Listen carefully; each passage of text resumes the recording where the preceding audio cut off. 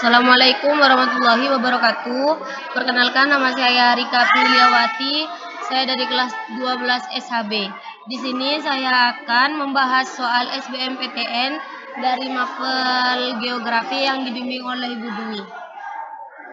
Soal yang pertama yaitu gerakan air di permukaan laut tidak hanya disebabkan oleh gerakan angin yang tertiup di atasnya, tetapi dipengaruhi juga oleh faktor, yaitu jawabannya E, densitas air laut. Mengapa? Karena faktor pengaruh air laut itu diantaranya ada angin, salinitas, gerak rotasi bumi, dan gravitasi.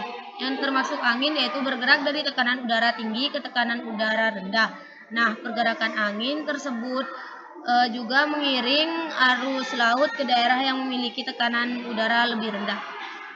Mengapa yang dinamakan salinitas? Salinitas atau kadar garam. Jadi arus laut bergerak dari yang salinitasnya tinggi ke salinitasnya yang rendah. Atau bisa juga dari suhu yang rendah ke suhu yang tinggi. Hal ini bisa terjadi karena adanya perbedaan densitas air laut. Dan pengaruh juga kepada gerak rotasi bumi. Mengapa? Karena faktor ini jelas mempengaruhi arus laut karena arus laut bergerak searah dan rotasi bumi. Dan yang terakhir yaitu gravitasi, di mana gravitasi berhubungan dengan pasang surut air laut. Hal ini karena pasang surut air laut pula oleh pengaruh gaya tarik bulan dan matahari terhadap bumi. Nah, dari faktor-faktor di atas dapat disimpulkan nih, jika gerakan air di permukaan laut dipengaruhi oleh faktor. Jadi jawabannya E, densitas air laut. Soal yang selanjutnya yaitu faktor utama yang menyebabkan sering terjadinya gagal panen adalah A. Kondisi iklim sering berubah, B. Tidak tersedianya pupuk, C. Saluran irigasi tidak tersedia, D. Bibit tanaman non unggul, E. Teknik pengolahan tradisional. Jadi jawabannya itu A. Kondisi iklim sering berubah. Mengapa? Karena faktor utama yang menyebabkan gagal panen adalah kondisi iklim sering berubah. Mengapa? Hal ini dapat disebabkan oleh beberapa faktor. Salah satunya musim yang tidak menentu yang dapat merusak vegetasi pertanian. Sehingga jawaban yang tepat untuk pertanyaan di atas adalah A. Kondisi iklim sering berubah.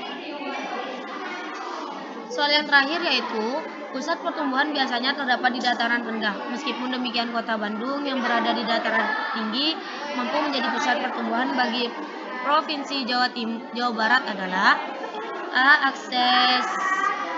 Aksesibilitas transportasi antara daerah tinggi, B. Dana alokasi pembangunan dan pemerintah pusat besar, C. Perpindahan sumber daya manusia ke pusat pertumbuhan, D. Adanya potensi sumber daya alam bernilai ekonomi, E. Memiliki banyak objek wisata yang menarik. Jadi jawabannya itu A. Aksesibilitas transportasi antara daerah tinggi. Mengapa? Karena umumnya wilayah dataran rendah memiliki aksesibilitas transportasi yang lebih baik dan mendorong wilayah tersebut menjadi pusat pertumbuhan. Meski begitu, bukan berarti wilayah dataran tinggi gak memiliki kesempatan untuk menjadi pusat pertumbuhan. Selama wilayah tersebut mampu menyediakan aksesibilitas yang tinggi, maka wilayah tersebut berpotensi menjadi pusat pertumbuhan. Salah satunya adalah kota Bandung. Kota ini menjadi pusat pertumbuhan karena dorongan perkembangan layanan pendidikan, industri, dan pemerintahan.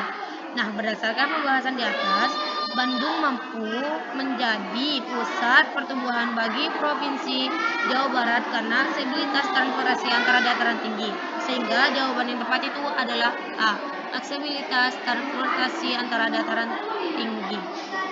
Cukup sekian soal dari saya, kurang lebihnya mohon maaf. Wassalamualaikum warahmatullahi wabarakatuh.